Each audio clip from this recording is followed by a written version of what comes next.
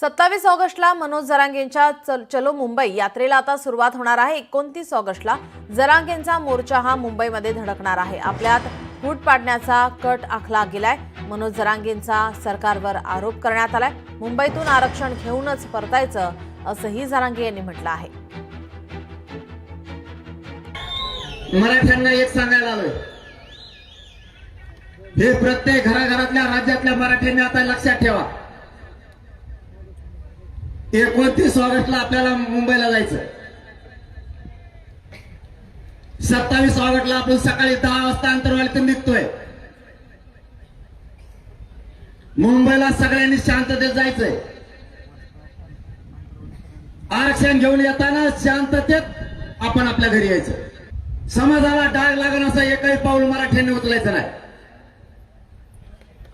तुमच्या लेकराला मोठं करायचं, त्याला मला उंचीवर न्यायचंय। माझ्या समाजाचे खाली मान होईल असं एकही पाऊल मराठ्यांच्या पोरांनी उचलायचं नाही। कोणी दगडफेक करायची नाही, कोणी जाळपोळ करायची नाही। माझ्या समाजाच्या मागण्या त्याच्या अंमलबजावणी करा, मी येतो। आम्हाला काय मुंबईची हौस नाही। माझ्या लेकरा बाळाच्या आयुष्याचा प्रश्न म्हणून मला मुंबईला यायचं। तुम्ही आमच्या मागण्याच्या अंमलबजावणी द्या, आम्हाला काय करायचं मुंबईला येऊ। इथूनच गुलाल फेकू मंत्रालयावर आम्ही। गेला तर गेला, नाही गेला तर नाही गेला, तर फेकू इथून काय करायचं। आपल्याच्या हातात एखादा गोळा देऊ जाईल ना ताकदीनं लांब, आम्ही इथून फेकू, काय अडचण नाही। आता शांत बसायचं नाही कोणी। आपली जात मागास असून सुद्धा आरक्षणात घेतली जात नाही। यावेळेस जेवढ्या 8-9 मागण्या सगळ्यांची अंमलबजावणी घ्यायची, त्याशिवाय मुंबई सोडायची नाही, ही फायनल निर्णय झाला। सरकारला पण सांगतो, मुंबईत आम्ही येणार आहे,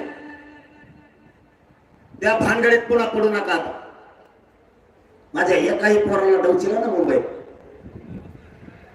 तुम्हाला सगळ्या मराठ्यांना राज्यातल्या सांगतो, तिथं एकाही पोराला नुसतं काठीनं जरी डवचिलं, इथं राहिलेल्या सगळ्या मायमावल्या, इथं राहिलेल्या सगळ्या मराठ्यांनी एकही भाजपचा आमदार आणि मंत्री रस्त्याला फिरून द्यायचा नाही, एक पण। परिस्थिती मराठ्यावरती संकट आणून सोडलंय। या संकटाला कसं तोडायचं याच्यासाठी आता पुढचा काळ आपण लढणार आहे। तुमच्या आणि माझ्या भावनेचा यांनी आतापर्यंत उपयोग केलाय, म्हणून माझ्या मराठा समाजाला प्रत्येक वेळेस माझं हात जोडून आव्हान असतं, बाबा हो आपली ताकद लय मोठी आहे, फक्त आपण विचारानं चाललो नाही, म्हणून आपल्या लेकरा बाळाचं नुकसान झालं।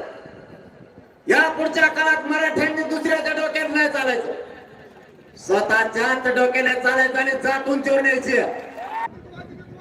सत्ता बदलत असती, येत असती, जात असती, हे ध्यानात ठेवा।